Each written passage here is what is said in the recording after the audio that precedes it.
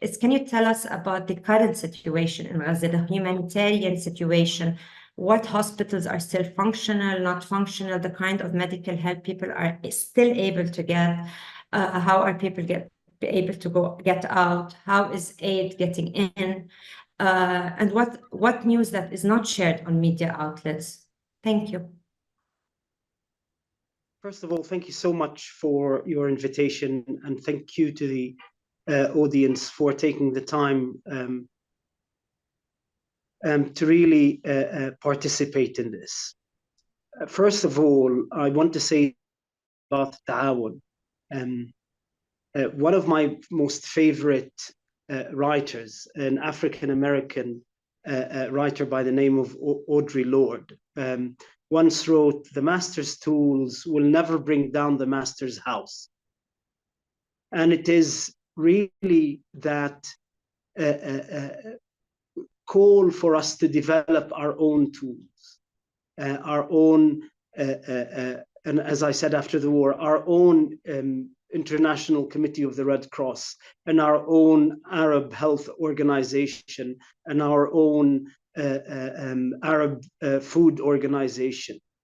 And Taawon is really one of our tools. This is a purely Palestinian Arab funding organization, which means that the agenda for funding projects that it sets are Palestinian agendas, and the priorities that it puts for its funding rounds are Palestinian priorities, fed to it by its teams on the ground and by decades of experience in working with people on the ground in Palestine, not just in Gaza, but in Jerusalem and in the West Bank. So for me,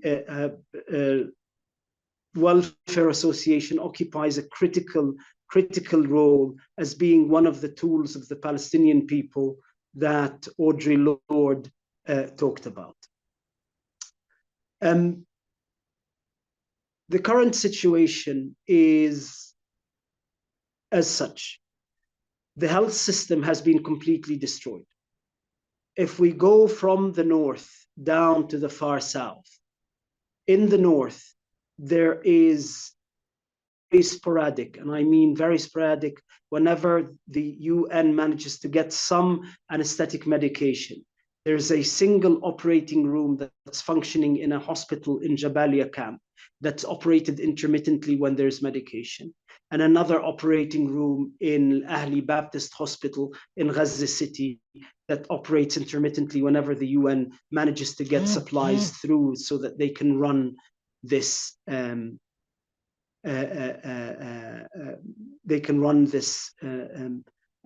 these cases, and that's it. 600,000 people still living in the northern part of Gaza have access to these two operating rooms and these two partially destroyed hospitals. Everything else has been completely demolished. When we move to the south, the attacks on hospitals and the way Israel has neutralized the hospitals in multiple ways, sometimes without even needing to attack them. So if you, I'll give you an example, what happened at the beginning of last month at Al-Aqsa Hospital in Deir al-Balah. The Israelis would find a building that's close to or adjacent to the hospital.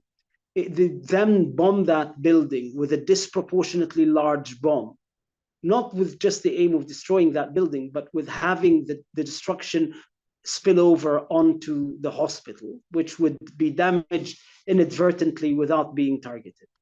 The other thing that it did, and I remember seeing it in Ahli Hospital, but now is a regular occurrence in Khan Yunis and in Deir al-Balah, is the use of quadcopter drones. These are drones that have a sniper gun attached to them.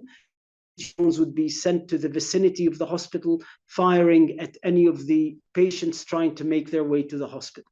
And so, although the hospital would not be targeted itself, the patients trying to get to it would be prevented with risk of death from getting to that hospital. The hospital in in the south, Israel has attacked, surrounded, and evacuated all of the hospitals in the south, with the exception now of the European hospital in Rafah, which today has started being attacked by Israeli tanks and is really the last remaining hospital in the whole of the Gaza Strip.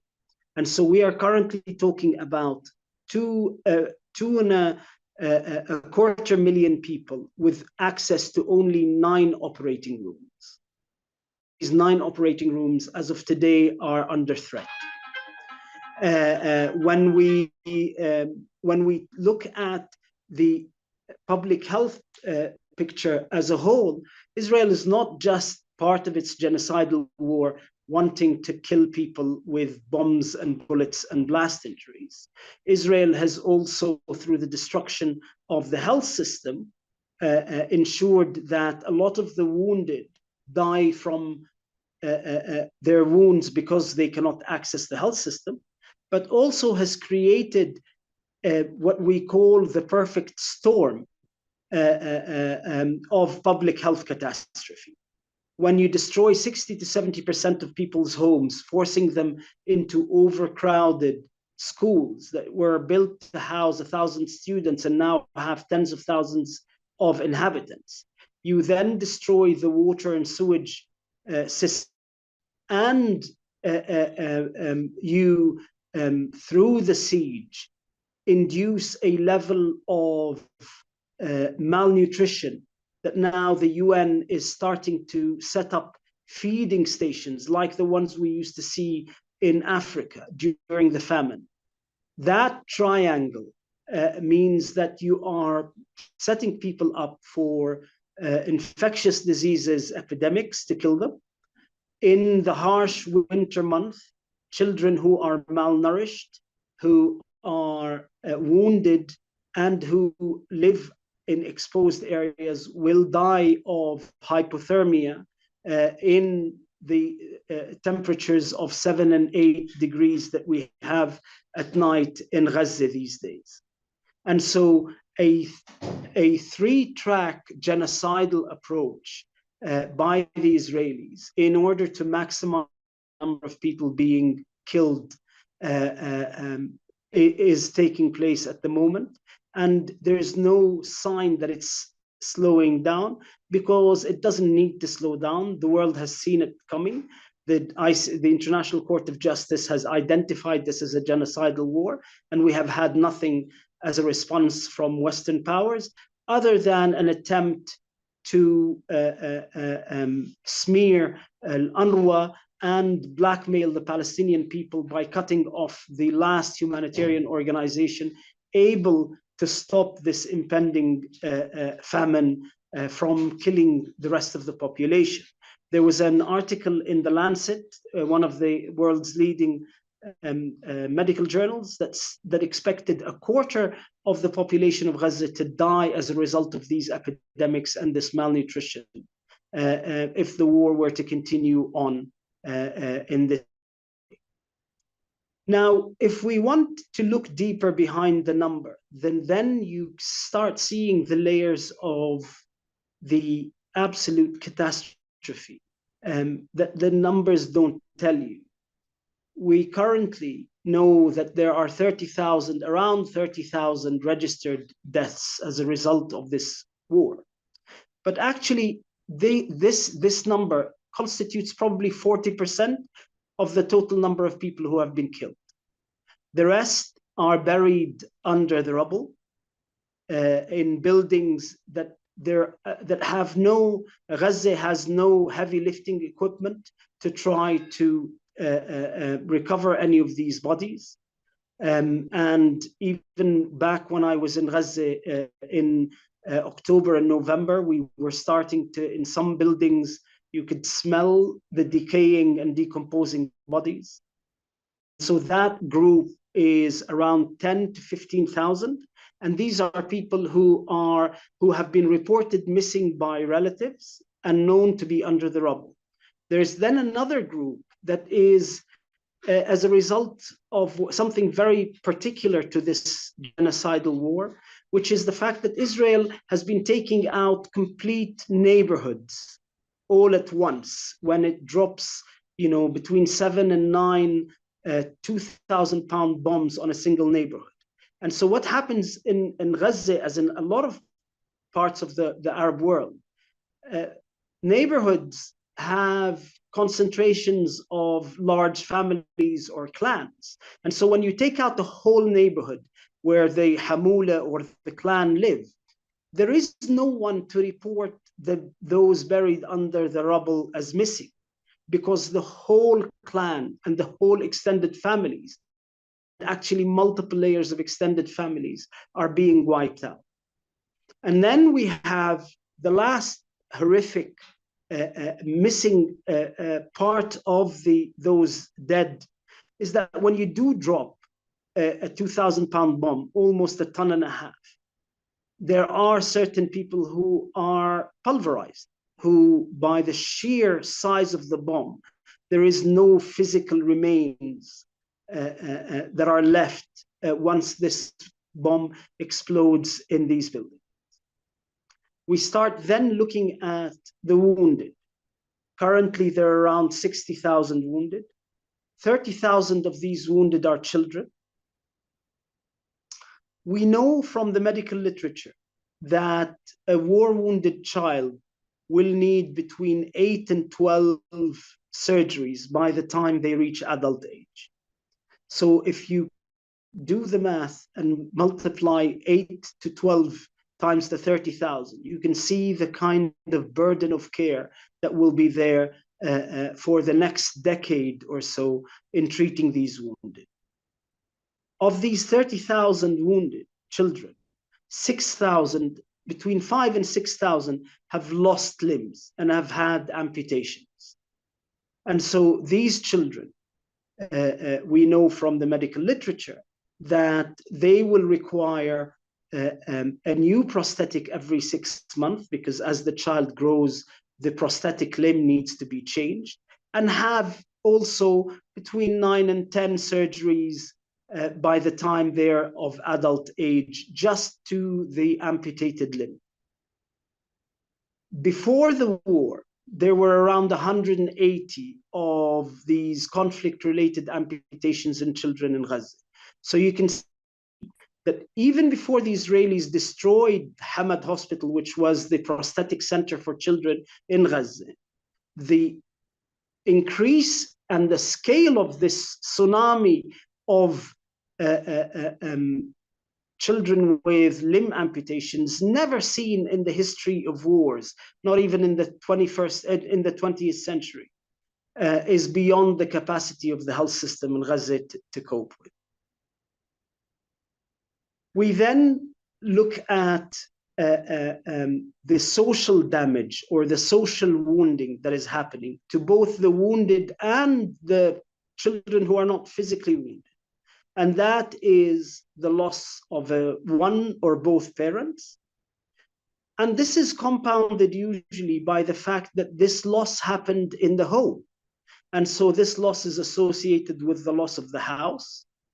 And so we are getting children, around 20,000 children, as Abir said, who have lost one or both parents, almost all of whom have lost their homes, many of whom have lost both parents and extended families.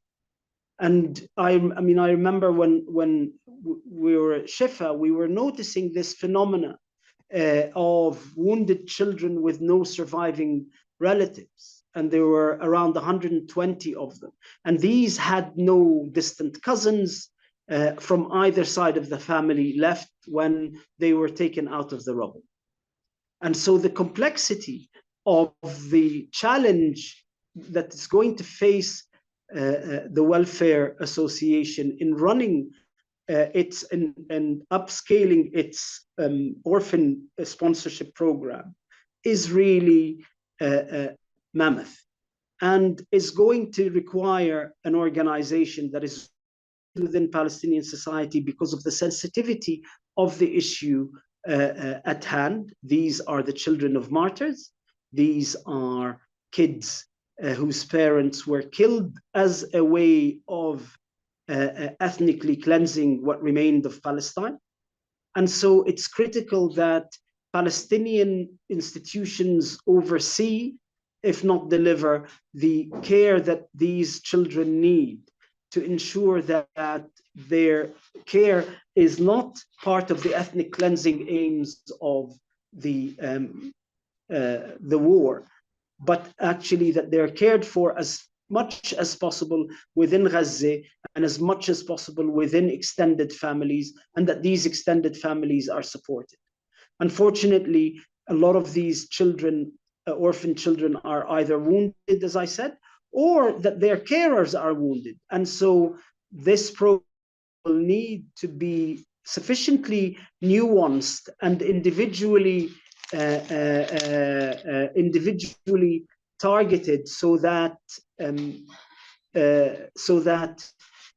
each child's specific needs are met, because the layers of social destruction are going to be different for each of these children.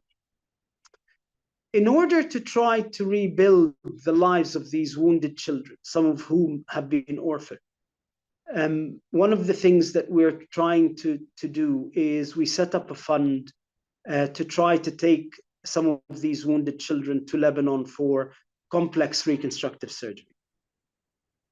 And the question that is asked immediately is, why Lebanon and why in this current situation? Even within the subspecialty trauma reconstruction, war injuries constitute a complex and difficult disease load to deal with. And in a lot of ways, it is not usually the expertise needed to provide proper care for these children surgically doesn't exist everywhere, particularly outside the realm of military medicine. Unfortunately, by the very nature of the history of the health system in Lebanon, not just from the Civil War and the 82 invasion and the 2006 war, but by virtue of the fact that Lebanon then became a regional hub for a lot of the wounded that were coming from Iraq and from the war in Syria. The level of expertise in dealing with these complex war injuries in children exists in Lebanon, and it rarely exists anywhere else, including Europe and North America. Civilian trauma surgeons are not used to seeing children with blast injuries.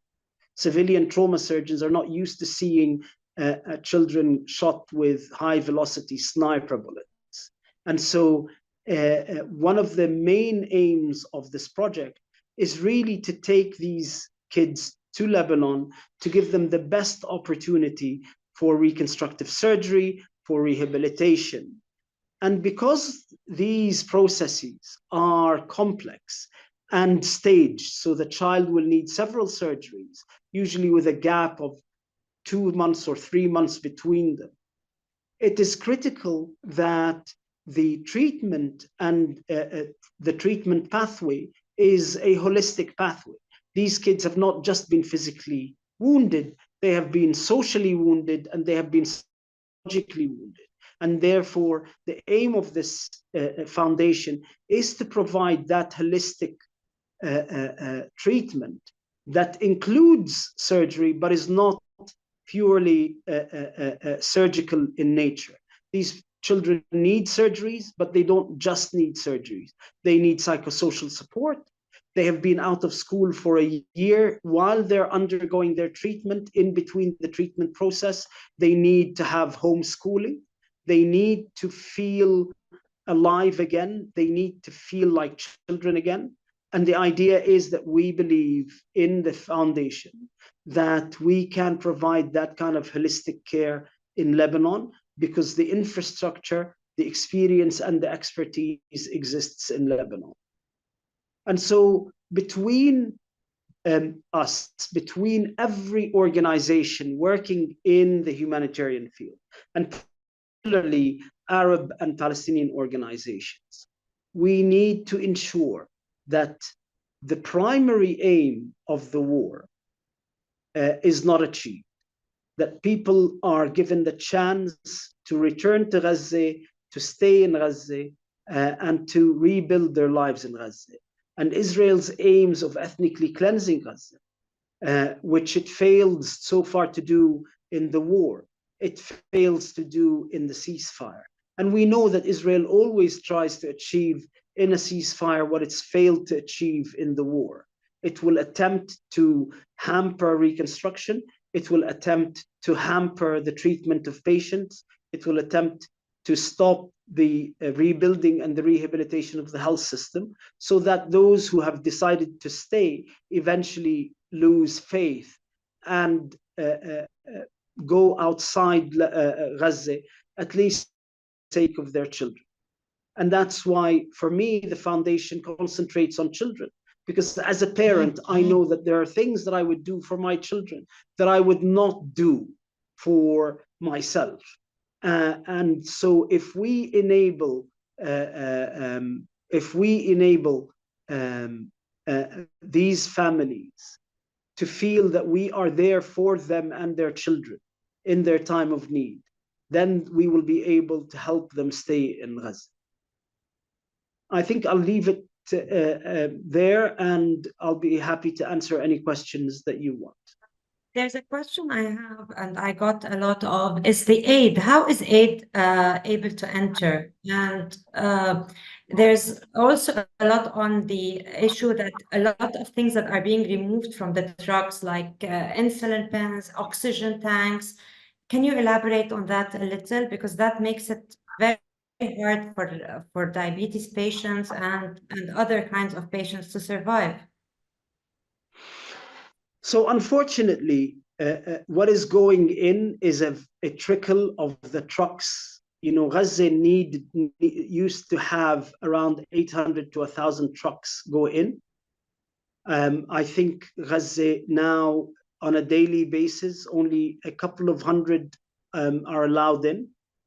A few days ago, the Ministry of Health said that actually only 30% of the contents of medical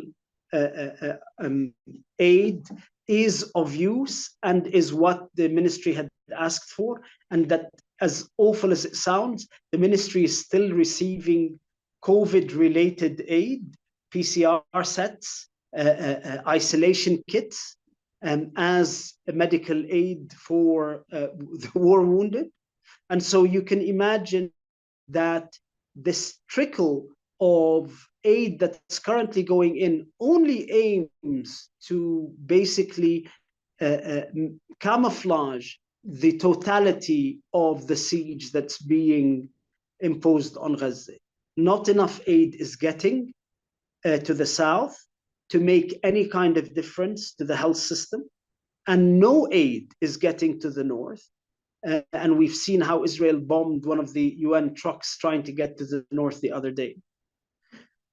Israel then has created the list. And what is bizarre is that the Western powers and regional powers do not question anything that Israel does or says. So the Israeli veto on what goes in and out includes what they call the list of dual use items. And Israel now includes solar panels, dual use, oxygen concentrators as dual use, EpiPens as dual use, insulin pens as dual use, the rods that keep the tents up as dual use. So anything that Israel feels can hamper the aid process and can hasten the death of more Palestinians, it's adding to the dual use list. Okay. What is the psychological and emotional impact? I'm sure it's beyond anything we can fathom. And how can mental health support be integrated into the recovery process? Because this is something that maybe we think of just aid and stuff, but this is something that is beyond crucial at this point, especially Absolutely. maybe children. The horrors that have been visited on people in Gaza are beyond what we can imagine. The loss, the multiple loss, the grief, the fear that they have been put through over the last 120 days is beyond anything anybody can imagine. The problem is that all mental health interventions rely on the idea of post-traumatic aid, but we're not in the post-trauma part yet. And so, and that everyone, all 2,300,000 or people in Gaza have been injured in terms of their mental health, and have seen things that shouldn't be seen, have lost loved ones.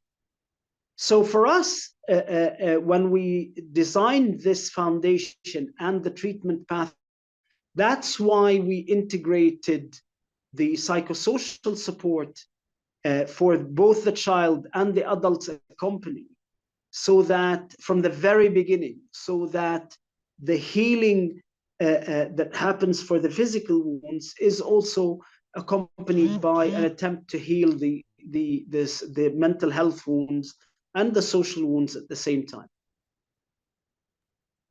During a talk you gave at the IPS, the Institute for Palestinian Studies, you talked about the social resistance of the people of Gaza. Can you elaborate more about that here?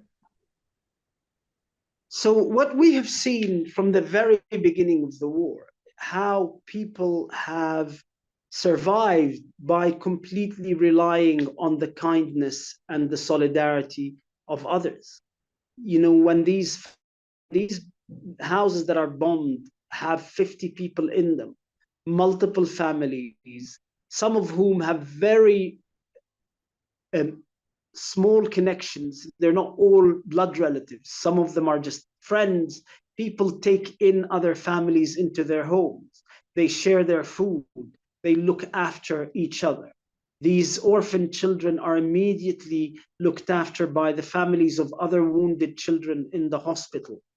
That kind of community solidarity, that kind of dissolution of the individual into what benefits the group, and that the group then starts behaving as one in order to survive and in order to provide for all of its members, is what has prevented. It's hard to think that things could have been worse, but I believe things could have been much worse had the response of Palestinian society in Gaza not been that magnanimous and that generous and that gracious, and that people had decided to fight this death, this world of death that Israel had tried to create in Gaza by these acts of selfless love, not just towards their kin, but towards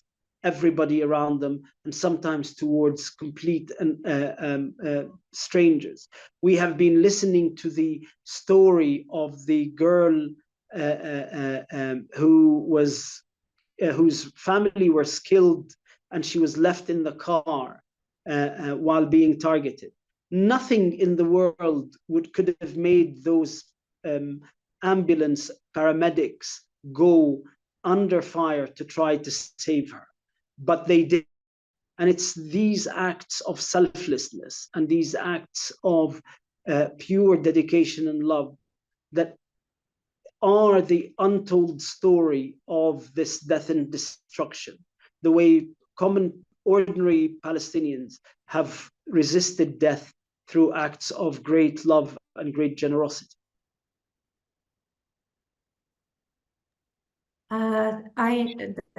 Can you please elaborate on the ongoing efforts and challenges in the reconstruction of Gaza, especially after the huge physical damage to the infrastructure? I know that you are in Amman and you just attended the reconstruction of Gaza exhibit or it's a conference. Conference. Yeah. So I think once there is a ceasefire, there's going to be a need for rapid introduction of modular homes and modular buildings to try to compensate for the 60 to 70% of homes that have been destroyed. In addition, we will need field hospitals to allow the health system to provide services while the damaged and destroyed hospitals have been refurbished, repaired, or rebuilt. That is what I mean by when I say that Israel will try to achieve what it, in the ceasefire, what it failed to achieve in the war, through preventing these kinds of homes, through these kinds of modular buildings, by keeping people living in these schools and in the rubble of their homes. Israel is going to attempt to keep in a protracted period of devastation and loss.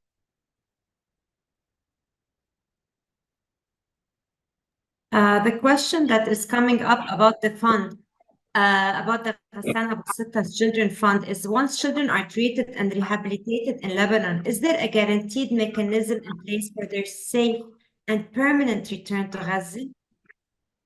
So the idea is, when we look at the trauma pathway, it doesn't just end at rehabilitation.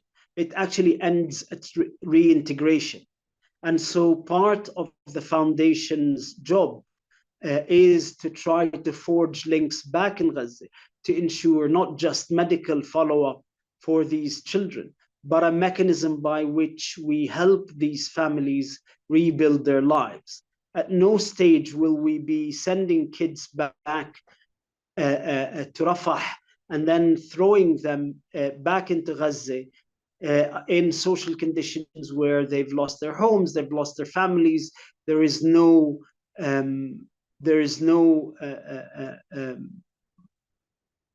source of income. So the idea will be that these kids, so what happens is that the foundation will be composed of a medical committee, a medical advisory committee that plans the medical part of the treatment. There will also be a team of social workers that will plan this, not just the psychosocial treatment, but also start working on forging links and planning the reintegration of these children and their families to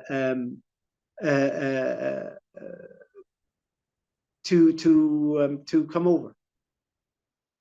These families to be able to go back to Gaza and reintegrate.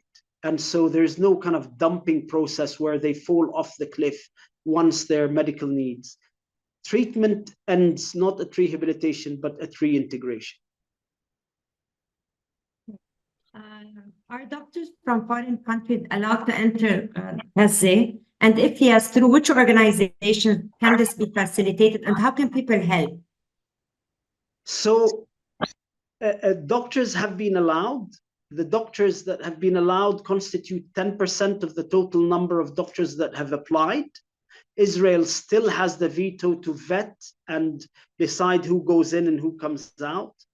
The UK organizations are Medical Aid for Palestinians, Ideals, which does limb reconstruction. I think International Medical Relief is doing care. But certainly with regards to surgeries, the problem that exists at the moment is not, the shortage of doctors is not the limiting factor. The limiting factor at the moment is that the system has been so degraded that even if you send more doctors, they're not going to be able to provide more services. If they're all the surgeons, currently all the surgeons you're sending are staying in the European hospital. I've seen a list of the number of plastic surgeons at the European hospital and neurosurgeons at the European hospital and orthopedic surgeons at the European hospital. It is flooded with surgeons because it's the only functioning hospital. And so unless the aid is balanced between providing the medication and the consumables that these doctors need and the operating rooms that these doctors need to be able to function, then adding more doctors is not going to solve the situation. The stopping of UNRWA's funding, what is the impact of that on Gaza? We know probably the impact it will have on countries like Lebanon and so on. What is the impact on Gaza, the direct impact? The only thing that was standing between malnutrition on a famine scale is UNRWA. And the decision to defund UNRWA 2 days after the International Court of Justice said that there's a plausible case to say that this is a genocidal war is really a declaration of the creation of an axis of genocide, because we know that if you defund UNRWA at the moment, the biggest humanitarian organization with almost 13,000 employees that is keeping people alive in Gaza at the moment, if you defund it and after March it has to stop activity, then you have basically you are attempting to wipe out the rest of the population. Okay. One of the questions is, what do you think of a fostering system that connects orphans to parents who lost their children, that is supervised and financed by NGOs such as Taawon?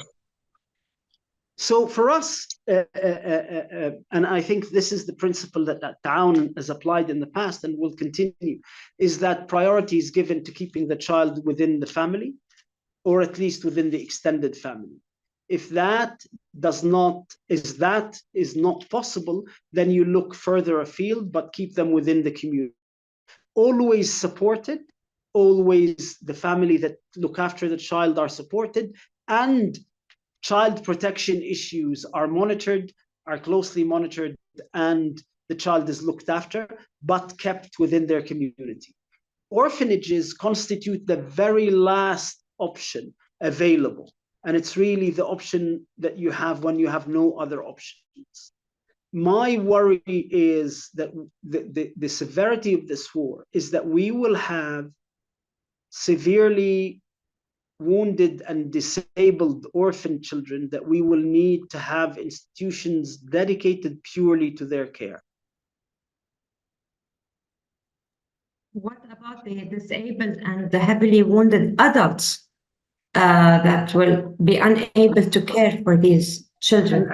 This is the other thing. We assume that if there's a parent or if there's an uncle or an aunt, they're capable of looking after them. But in a lot of places, because these extended families were targeted together while they were all in the same neighborhood or in the same house, these families were all injured together. And that's the devastating thing, is that the remaining adult in the family might actually need a care of their own. Yeah.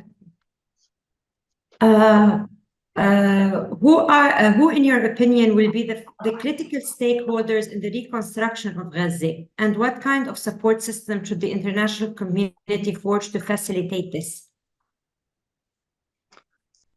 What should be the critical stakeholders are the people of Gaza. The Palestinian people need to be the final arbiter of all services. They should lead on all of the services, and they should decide what services they need and what are the priorities.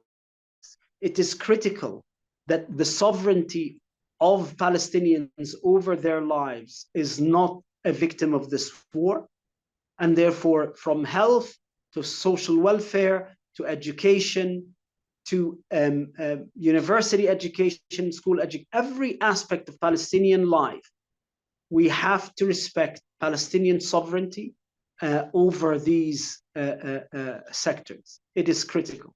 Unfortunately, just like these 25,000 children have been orphaned, 13 million Palestinians are orphaned with the death of the PLO. after in 76, after Tell al-Za'tar and the Tell al-Za'tar massacre, as a result of the large number of orphans that came out of the Tell al-Za'tar massacre, the PLO set up Atfal al-Sumud to look after these children. At the moment, there is no overarching Palestinian body that cares for these Palestinian, that will care for these Palestinian children. So it's critical that Palestinian civil society, working with the ministries in Gaza, to provide Palestinian leadership, Palestinian oversight, and Palestinian sovereignty over every decision that is made. I don't know how. This is one question that popped up, but what will make the Western world interfere to stop the war? I don't know what fits after 123, 124 days, but what would, at the end of the day, make the Western world interfere to stop the war, especially on the healthcare system? I think only the threat of regional instability will ever get the Western world to intervene. It is obvious. It is obvious.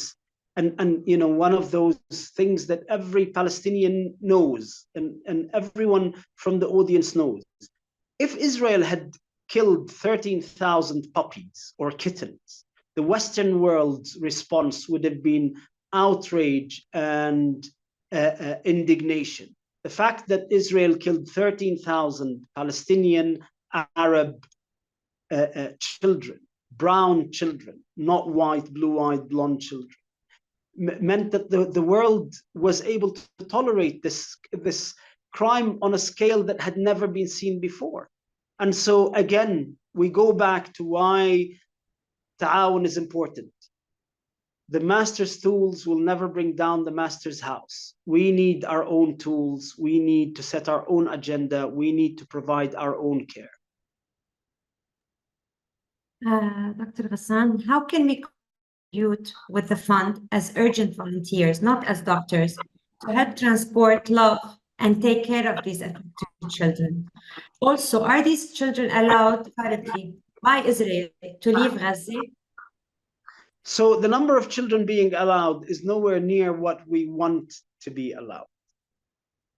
In terms of volunteers, hopefully once we are up and running in Lebanon, there will be a critical component and a part to play for volunteers, both as individuals and as families, to support these children and their families on what can be a very isolating and bewildering treatment journey. And so it's critical that you know, people who can either help us through in Egypt while the kids are being transported through Egypt, or in Lebanon, you know, reach out to the foundation, and so that once we have these kids being treated, we are able to provide them with all that they need. And most importantly, solidarity. It is critical that people who have lived through this horror feel that there are others outside who are on their side, who care about them and who wish them well and who want to help. And it's so these acts of solidarity are as important and as important to the social and psychological well-being of these kids and their families as any mental health intervention. Based on your insights, what do you envision for the future of Gaza, the day after? Now there's talk of a ceasefire. So there are multiple scenarios. What the Israelis want is just a protracted no war, no peace situation where there's no reconstruction, there's no treatment of the wounded, and people are left to die of their wounds and then to leave, if not as a refugee problem, but as an illegal immigrant phenomenon. If there is a proper ceasefire and we are able to to impose the kind of ceasefire that we need to allow reconstruction, I foresee that the rebuilding of Gaza will become an act that will bring people together, because people have, for the last 120 days, been so frustrated with this need to help and to intervene. Once people have conduits and mechanisms by which they can intervene and help, then they will. It will take, I think, between 2 to 10 years for us to feel any tangible improvement in the quality of the lives of people in Gaza. But let's not forget, Gaza was destroyed during the First World War, and 30,000 of its inhabitants were killed. Gaza has been repeatedly destroyed throughout history, and rebuilding has been part of the resistance that has made Gaza the place that it is.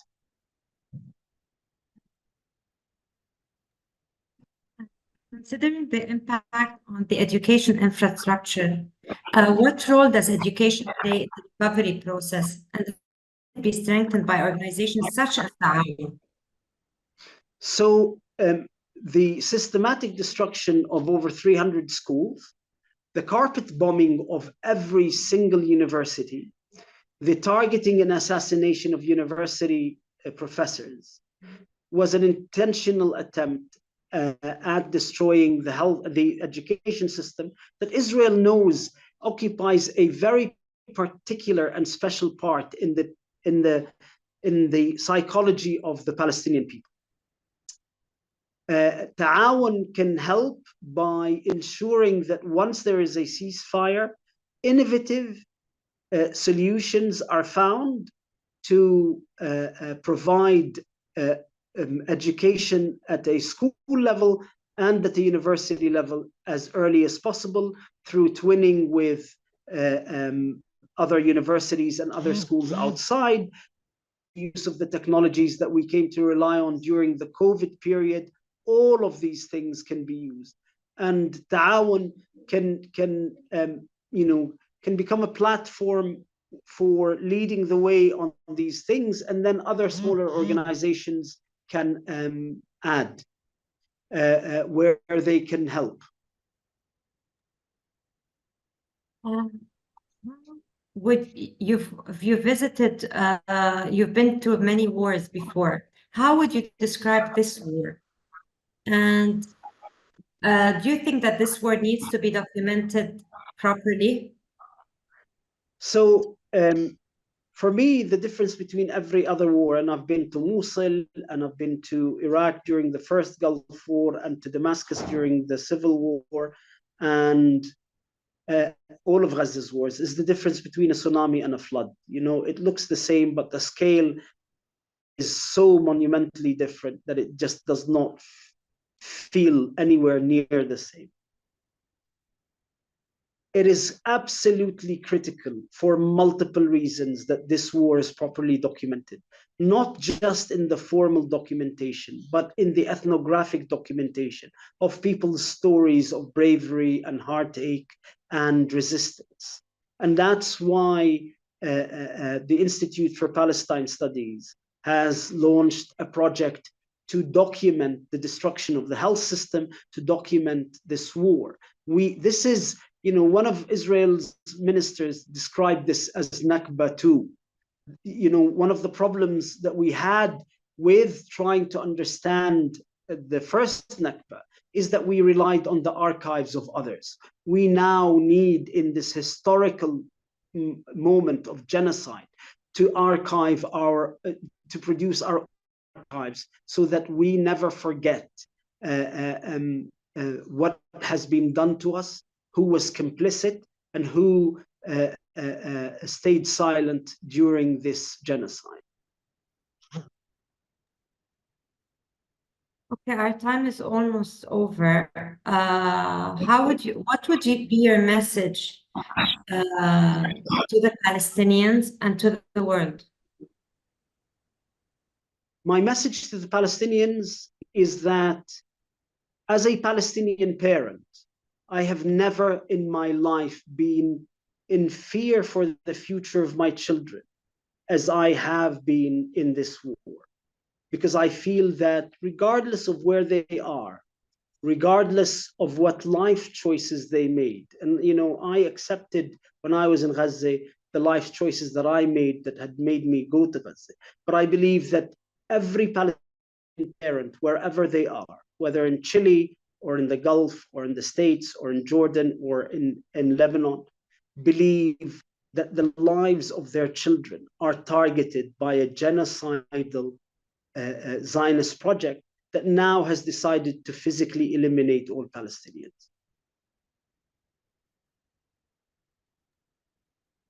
Okay. Thank you very much, Dr. Ghassan. I hope this is over soon and the rebuilding of Gaza can start. And the Taawon orphanage program is a success.